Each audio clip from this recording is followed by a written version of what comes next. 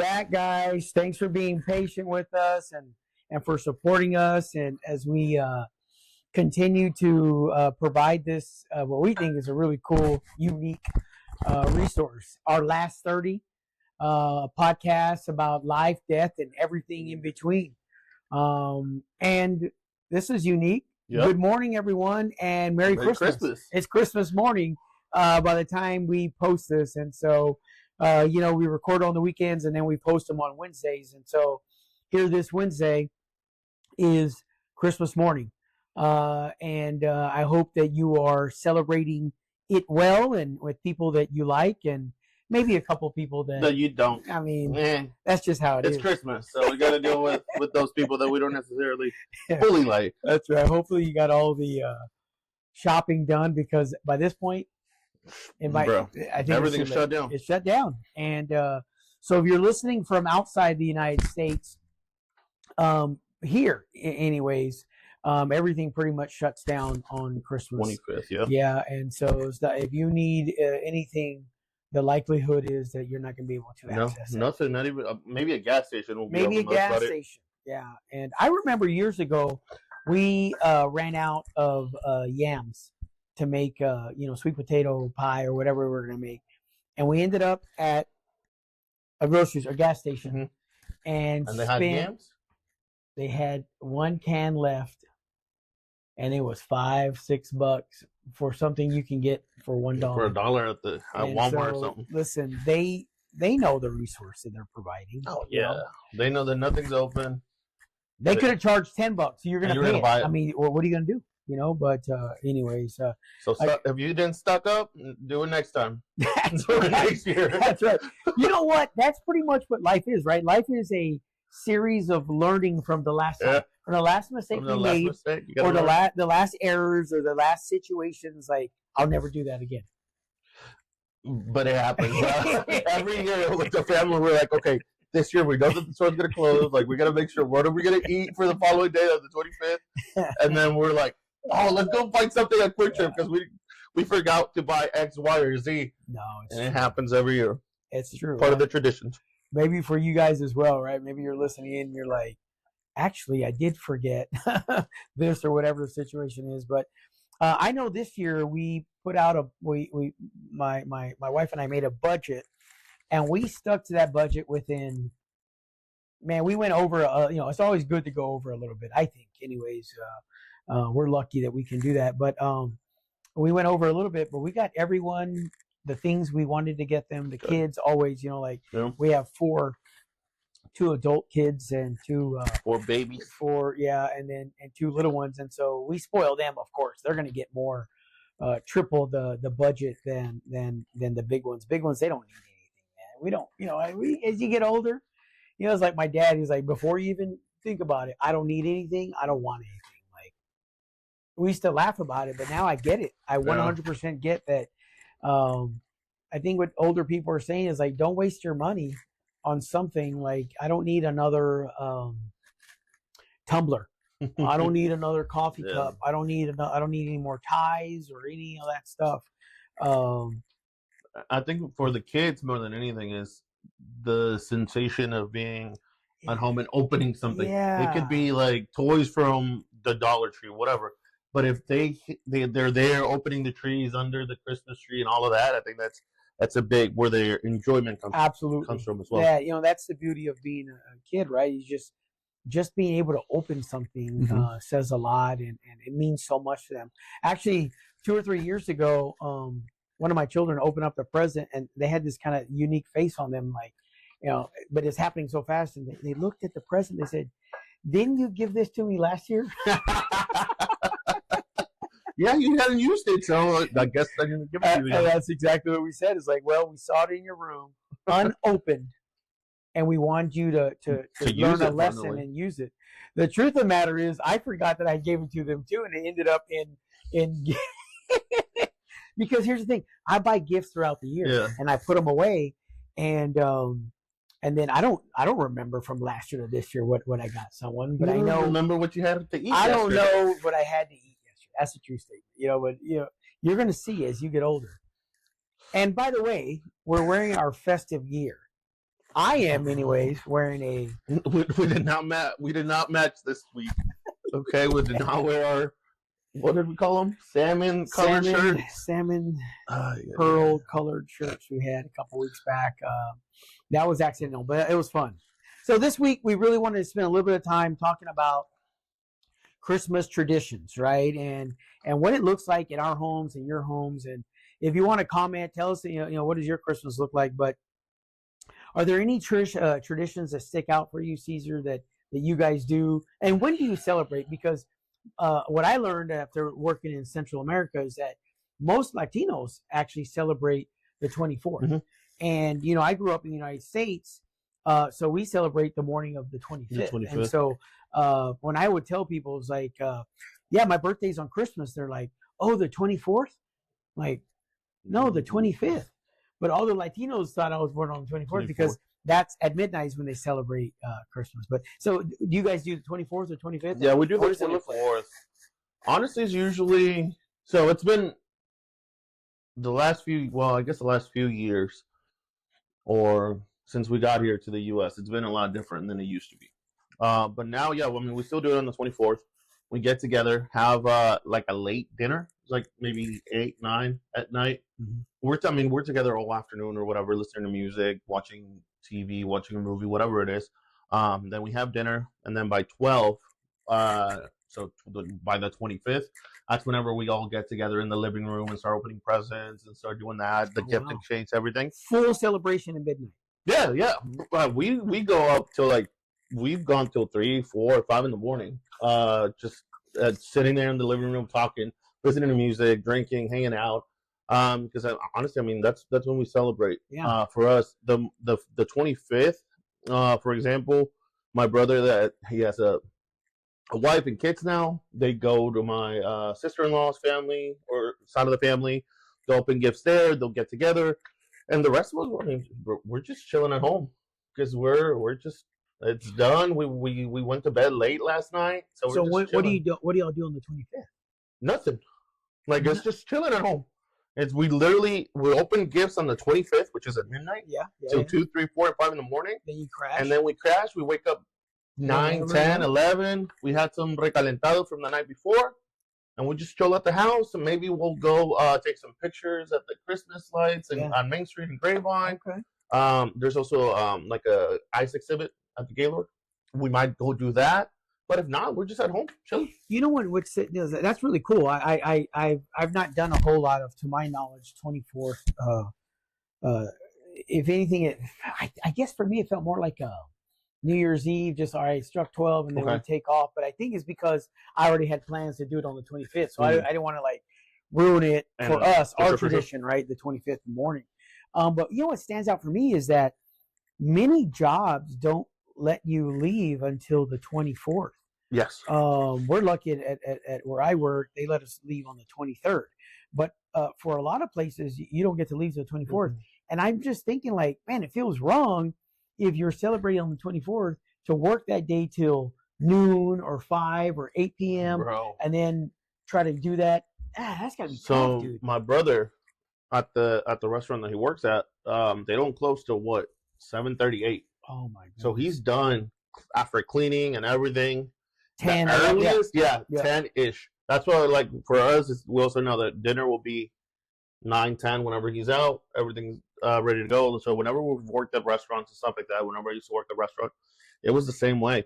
It was getting out late, coming home, rushing home, showering, getting ready to get to dinner, and then enjoy the rest of the night until the morning. And then normally 25th is usually off, and they close everything down. So 25th is basically more of a like a weekend day just to relax and not go to work, an off day. Because we don't do anything. Like I said, they'll get together with their side of the family. So when do you integrate Santa Claus in this? Midnight. When does Santa Claus he is? Okay, so for the kids, we usually do open we haven't had kids. The kids are up at midnight and 1 o'clock in the morning? Heck yeah, bro. So everybody's up at till 3, 4 in the morning. We'll have the baby. We'll have beer in one hand, the baby in the other one, rocking them and trying to make them go to bed. But we hadn't had kids in the last until the last 2-3 years. It's like a little bit of. We hadn't had kids in 3 or 4 years, so what we would do whenever we were growing up, we would get our presents from our parents or from our brother, whatever, on midnight. We'd go up till whenever we went to bed, and then whenever we would wake up, we would get Santa Claus. Gotcha. In the morning on the 25th. Okay.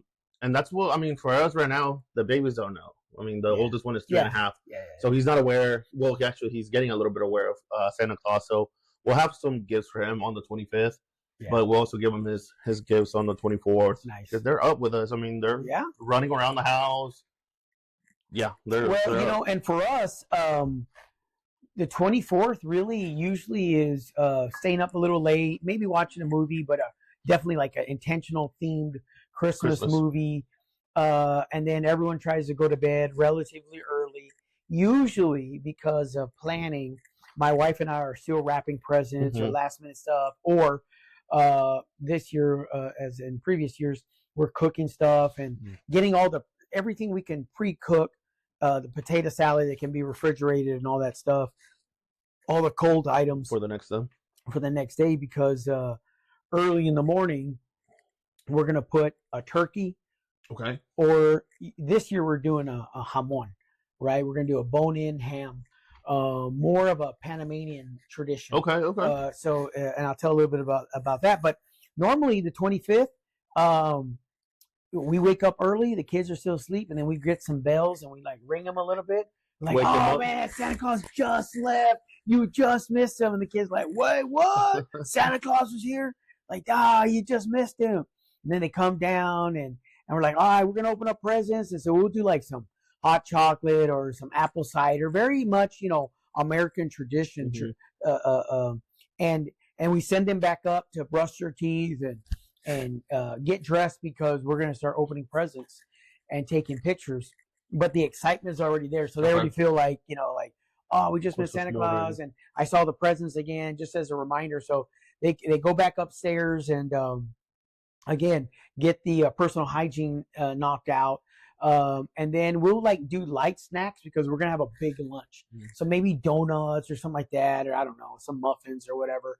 And then we open up the presents and it takes hours because we stretch it out. We're intentional. Okay, one child's going to open up 2 presents and this one's going to open up 2 presents. And then we just kind of move it around so that, because in the past, what we would do is everyone would open it up at the same time. Yeah. And then some people would take longer and then it would feel like, oh, they got more presents than me kind of thing. Right. And so we get them to where they're matching presents as much as possible. Because we have twins, but even with other kids, we're just trying to get to where we just stretch out the experience, get pictures, and try to remember the moment. Definitely have some good laughs, and that's pretty much what the morning looks like. Then they go back upstairs, final personal hygiene, and then we prep lunch, and then usually people come over because that first part is family, core family, and then usually it's extended type family. Like this year, my son and daughter with their spouses and friends and partners will show up and at noon, and we cook it up, and it's fun. But it's very much an American tradition, integrated, right? We have little pieces, and I think this is pretty common for people around the United States, right? Like, depending on what your ethnicity, your background is, your national origin, or religious beliefs or non-religious beliefs, you're gonna kind of do your modifications based on all those influences. Like for us, we're always going to have tamales, no matter what. From Thanksgiving to past New Year's, we're going to be eating tamales, and we're always looking for the right place to get them. As a matter of fact, if in your neighborhood, if you know the place, right? And I know some people. Caesar's mom, again, but here's the thing. Just understand this. This is the type of what am I trying to say? This is this is the time of year where the orders for tamales just shoot up. So it's not something you can just be like, hey, can you have an extra dozen tamales? No. You have to pre-order them. And so if you live in areas where tamales are king, good luck if you haven't ordered them weeks and sometimes months in advance. We we use different people. We've purchased from many different people, but the other day I had some off the side of the road in Red Oak, Texas, and just the style that I like, you know, because we like it a little on the spicy side.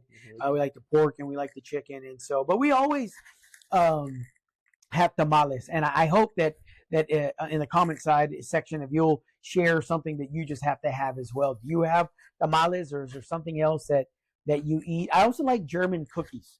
I like I don't know. What are German cookies? There's like a very thin Dutch and cookies and from Germany, Netherlands. No, Netherlands, the Netherlands, Germany, and so. So they're just like thin cookies, or what? They're real thin cookies. They have sliced almonds in them. You can get them at Aldi or different stores like that. I get at World Market and stuff like that.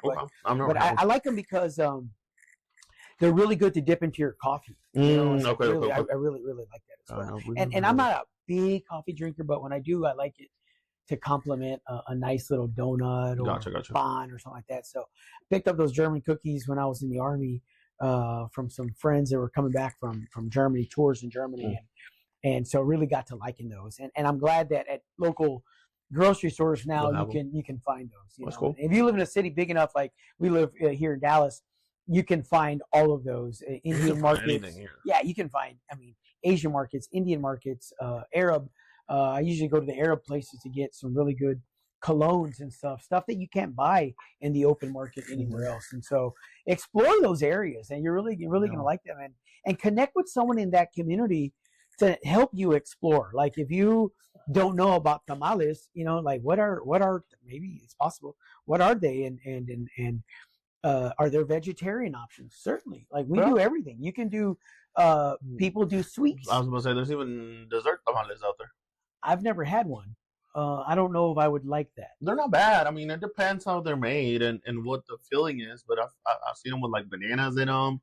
There's one like a whole banana. No, like that would be crazy. I'm sorry.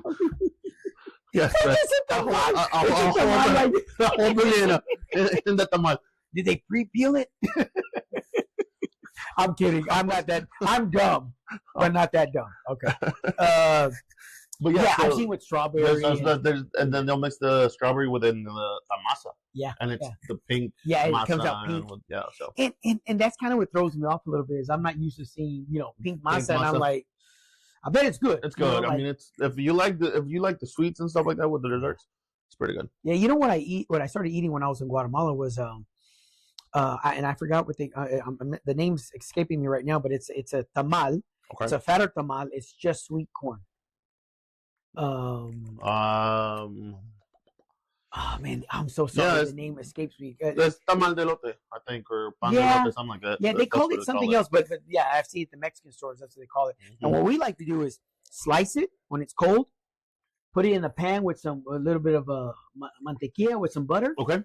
You put a little sear on each side. Boy, if you're not doing that, man, I'm telling you, it is delicious. Doesn't sound bad. And it's in South Texas, here's a unique thing that we do, particularly for the day-old tamales.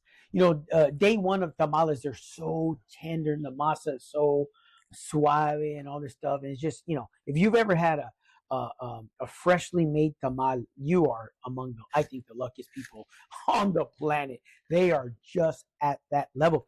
But if it's a couple of days old and the masa's already starting to harden, what we do is we eat them with ketchup. I know, and this is where people start. I gotta walk out now just because of that. If you're from South Texas, defend me. Please defend me. You know that we eat tamales with ketchup. It's a true. Have you ever tried it? I'm not going to. You have to. I'm not going to. You know what? That's disgusting, bro. No.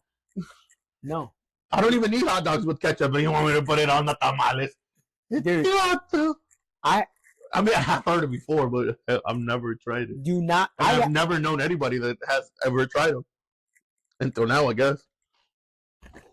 Somebody speak up. Somebody let me know Maybe they put other things. I mean, when we were living in Guatemala, they put mayonnaise on their pizza. Mayonnaise on their pizza. They put ketchup on their pizza. Ketchup, yeah. No, you I've done can't it say before. that. You can't be like, oh, yeah, because you've heard of it. No, You put mayonnaise on your corn. I don't eat mayo. So that's a wrong statement right there. Because I don't even That was racist. But the point is, yeah, maybe it was a little racist. But yeah, they do put mayo on the corn. Who's they? Me? So, all right. I don't know. What are you guys gonna do for Christmas? What do you think you're gonna eat? Anything special? We haven't decided yet. Okay. Yeah. We literally leave it till the last minute. There's days where, there's been years where we had menudo, pozole, tamales. We've had years where we do turkey or ham.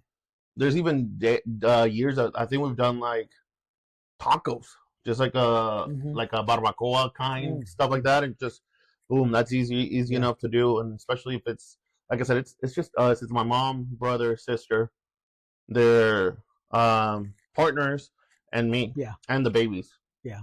So it's for us. Do y'all ever put like in the oven a turkey and kind of do like more traditional with stuffing, and you don't do all that? Nah, not even for Thanksgiving. What do you do for Thanksgiving? For Thanksgiving, like this past year, we did do turkey because we went to our my sister's in-laws house. Oh, okay.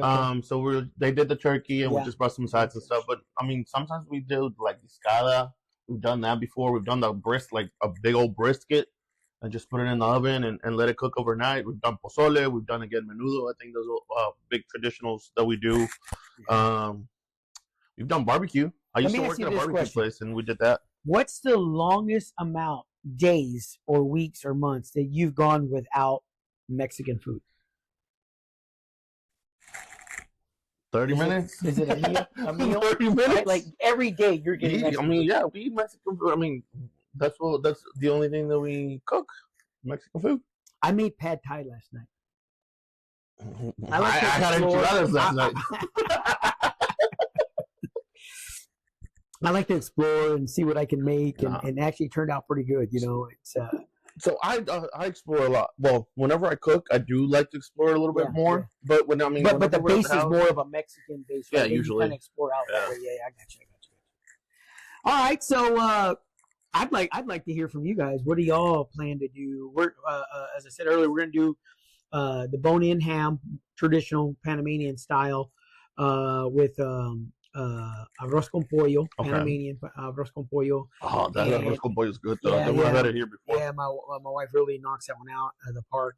And probably some patacones or tostones, depending on what part of the country you are from, which is twice fried plantains. I went to a party one time. They fried them once. No, not good. You have to do it twice. You have to fry them when you recently cut them, and then you take them out. Do you fully fry smash them? Yeah, you fry them like a light fry. It's a light fry the first time. Yeah, first time, and then you take them all out, all those discs that you just cut. Mm-hmm. Then you smash it with a heavy object. Smash them so then it separates, right? So it looks like a starburst kind of style, sunburst. And then that's when you fry them again longer, higher heat, and then that's what gives you the crispiness. Immediately after you take them out, throw some salt, some coarse salt on those puppies, and then man, you can eat those with hot sauce, ketchup, guacamole. I mean, you can eat them. They are just, man, they are top. So we're gonna be eating those, and then just celebrating with all of our entire family. And I think this is gonna be the first time in many years that I'm going to have all my kids in our home. And so we're pretty excited about that, about celebrating. Quick statement about, we talked so much about tamales, and you're probably thinking like, dude, like, is tamales life? Yes. Yeah, tamales are life. But what's funny is when I was growing up in the 1970s, they used to say this joke, and they would say something about, why it was a joke I didn't understand at the time, but they said, why do Mexicans eat tamales at Christmas? Do you know? And I'm afraid to know, to be honest. Yeah, it's pretty jacked up. So they said, so they have something to unwrap. and laugh with me. What did we say? Nothing cancelable today. Okay, it's Christmas morning. Well, these are jokes that they used to tell us, and I didn't get it at first. I was like, I mean, because here's this delicious item, and I didn't understand the joke. Not until a couple years later that I was like, oh, they're trying to make fun of the poverty of one entire group. They're stereotyping an entire group about the poverty, and I thought it was funny and hurtful at the same time. It's like, ooh, yeah, that's funny, but dang, that hits real close to home. But the reason I shared it with you, because I mean, yeah, that for some people that's super offensive, and they're gonna have a hard time hearing that and stuff. I'm built different. Okay, I can handle the joke. Yeah, we know you're a little bit shorter than normal. They built me different. You got to take some. I will say I weeble when I wobble, but I don't fall down. That was a little toy in the 70s. But check it out. So the jokes on them, because those same people are now coming to us for, hey, can I get some tamales? For real. You know what tamales is? And you know, I told my friend that, you know, I'm gonna start doing. So many people ask me for tamales. I could go to the local grocery store, buy them and resell them. Buy them.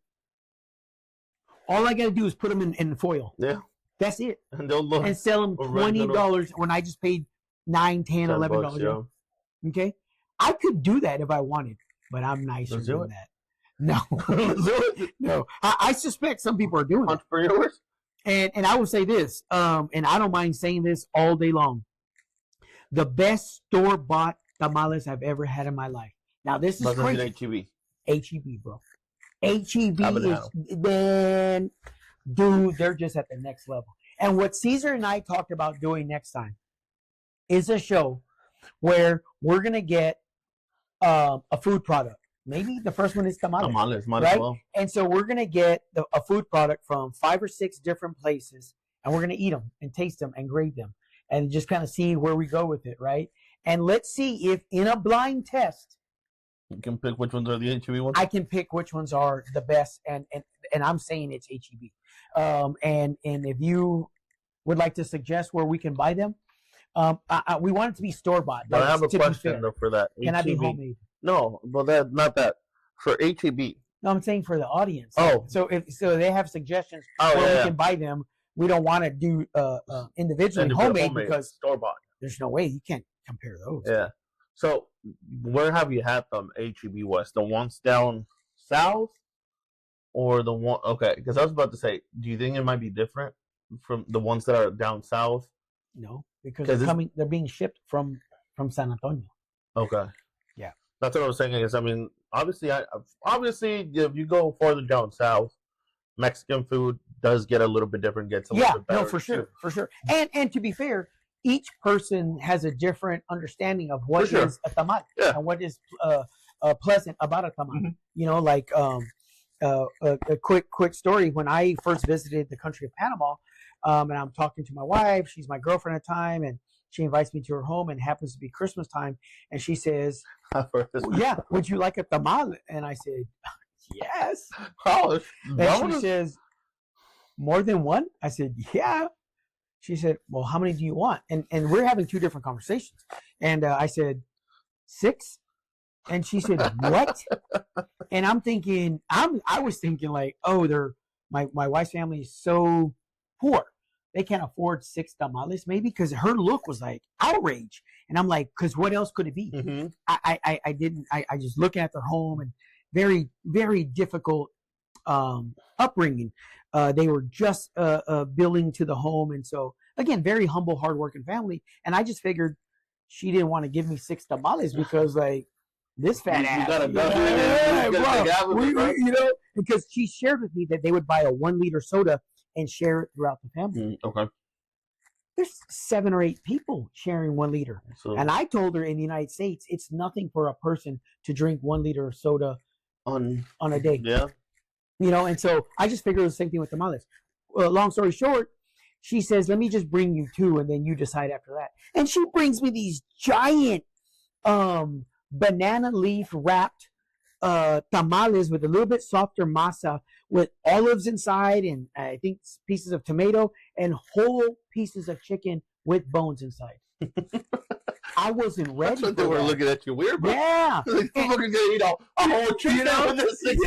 And to be fair, my understanding of a tamal was a very thin, longer, a little bit of masa, a little bit of meat, and then heavier on the spices, right? So a little bit more spicy Mexican, South Texas Mexican version. And wrapping a different wrapping a corn husk, right, and all this stuff. And so, anyways, the point is that I've learned now since then, particularly having lived in Guatemala, their tamales are also banana leaf wrapped, but they're unique. Okay. They have potatoes in there and stuff like that, and really good, by the way. I love the Guatemala. I don't think I ever had any others than like actual straight up Mexican tamales or the normal Mexican way. Yeah, I've had El Salvadorian, Honduran, Guatemala, and I just love them. I love them. But anyways, I share that joke with you, so you know, like, we get the last laugh, right? You know, and so people are trying to make fun of it, and of course, an inaccurate joke. Like, there's not, we're not poor like that. There's every community has poverty and has those issues and stuff like that. But all right, so let me ask you a question. Talking about Christmas, tell us what's the Christmas that you most remember, or a Christmas memory that you have that you remember. You know, so today is my birthday. You know, I'm a Christmas baby. I was born, I think, 5 a.m. on Christmas, and man, so you really messed up your parents' Christmas. I ruined it, man. You know, and my mom's story was that she ate tamales all night long and thought she had an upset stomach. Turns out, this little tamal showed up. You know. But what I remember is, you know, every year on my birthday around that time, no matter what, even when I was in the Army, my mom would call me and just tell me happy birthday. And so I really enjoyed that. I miss that, and it's been tough, right? Because you're so used to hearing that person's voice and that special, unique piece, which was just a simple good morning, right? And so, and that's the thing about loss and those transitions is. It's those little things, medium and big things that you're just kind of living your life right now. You're listening in, you're thinking, you know, I'll be here tomorrow, and next year we're going to do this, and in 5 years I'm probably going to do this. And the reality is that, you know, several hundred people to whatever that number is, we looked it up one time, die every day. And so they had plans as well. And I bring that up because I remember when my mom went to the hospital, she passed away, and we were going through her things. My mom kept a pretty extensive calendar, and on there, Cesar, were things she was going to be doing that week, months in advance. And my mom had envisioned that she would be alive and working and doing appointments and medical appointments and calling people on their birthday months in advance. And those are the kind of things that make you really think about what it is we're doing here, right? And who it is we're doing with. So I hope that on this Christmas morning, you took a little bit of time to listen to us, and we'll start wrapping up here in a second. But you took some time to listen to us, and then take that time for yourself. And some time for spend it with the ones that you love. And remember, you know, whether you have strong religious beliefs or or whatever your religion is, or wherever part of the country you're listening from here, December 25th, 2024, I hope that you're doing so with love and with close to the people that you do love as well. But for me, my best memory is just getting those calls on Christmas. What's your best Christmas memory? Man, so honestly, it's my best memory, and also kind of a sad memory per se. It was the Christmas that my brother and I spent by ourselves, technically, in Mexico. Whenever my parents had moved over here, I was 7-ish? Yeah, 7, because I turned 8 in that following June. So you're about my size. Ándale, más o menos. I was about your height. My brother's, bro, he was 17 at this point. So an adult. Yeah. So I think that Christmas definitely shaped how I interact with my brother, how I view my brother, Mm-hmm. and how I spent holidays with the family. I think it's very important for us because, I mean, yeah, we had a lot of fun. We went to my grandma at that And you were point. old enough to remember, right? Yeah, you were old enough to be like, I don't like this feeling. I don't like being alone. Yeah, and technically we weren't alone, but you know what what I'm saying. But like, we went to my grandma, we had dinner there, then went to a couple uncle's house, and then we went to another friend's house and things like that. We're bouncing around different places, but I was able to understand that family feeling and being able to be with the family and enjoying those Christmas times and being with them.